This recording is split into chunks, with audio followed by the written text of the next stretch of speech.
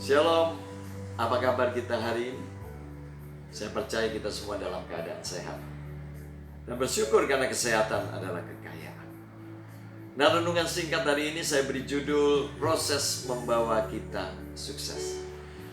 Ada seorang pedagang buah yang ingin mempercepat proses kematangan daripada buah yang dijualnya dengan cara mengkarbit.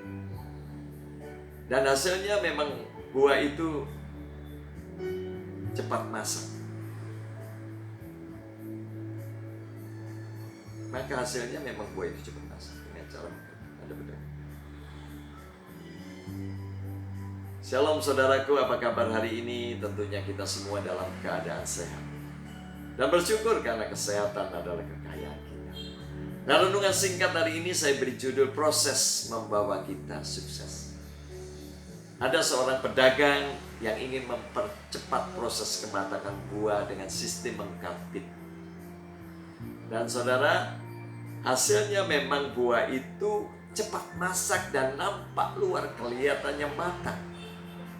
Tetapi ketika kita nikmati, sungguh rasanya sangat tidak enak sekali. Apalagi kalau dibanding dengan buah yang masak atau matang secara alami. Dan buah karbitan ini cepat membusuk dan tidak sehat. Karena itu sebaiknya tidak kita konsumsi. Demikian juga dengan kehidupan ini. Proses itu sangat dibutuhkan buat kita sebagai manusia supaya kita bisa matang dan sempurna. Dan biasanya proses yang paling efektif untuk membentuk kita adalah melalui masalah, persoalan, dan penderitaan. Karena itu ketika ada masalah dan persoalan datang menghampiri kita, jangan terburu-buru, khawatir, takut, apalagi bersungut-sungut. Sebaiknya bersyukurlah. Kita mohon kasih karunia-Nya supaya kita bisa melewati proses itu dengan baik.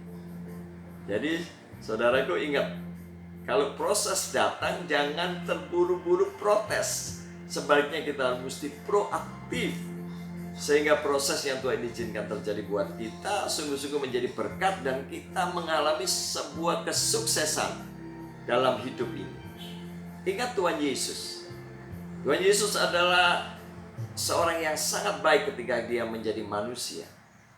Dia telah abdikan seluruh hidupnya untuk berbuat kasih kepada sesama.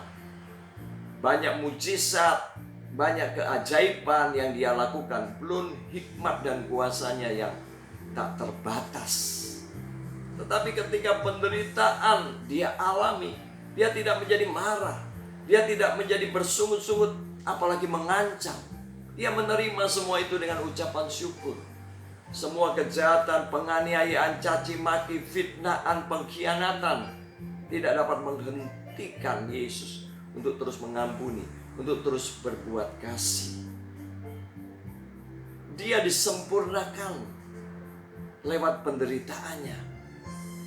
Atau dengan kata lain, penderitaannya sampai di atas kayu salib dan menyerahkan nyawanya kepada Bapa. Itulah kesempurnaan dia sebagai seorang manusia yang berkenan. Karena itu di dalam Filipi 2 ayat 9 dan 11 demikian Rasul Paulus menulis.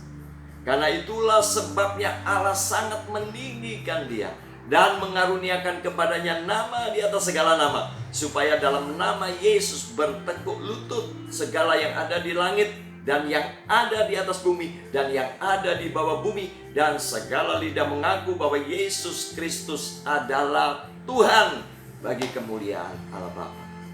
Saudaraku, apapun juga yang Tuhan izinkan terjadi dalam hidup kita, seperti saat-saat seperti ini, bersyukurlah. Memang suasana seperti ini tidak nyaman, tapi percayalah, apapun yang Tuhan izinkan terjadi buat hidup kita adalah sebuah proses supaya kita muncul seperti emas. Jadi saudaraku, jangan sampai kita gagal paham dan gagal respon. Tuhan memberkati kita semua. Haleluya. Amin.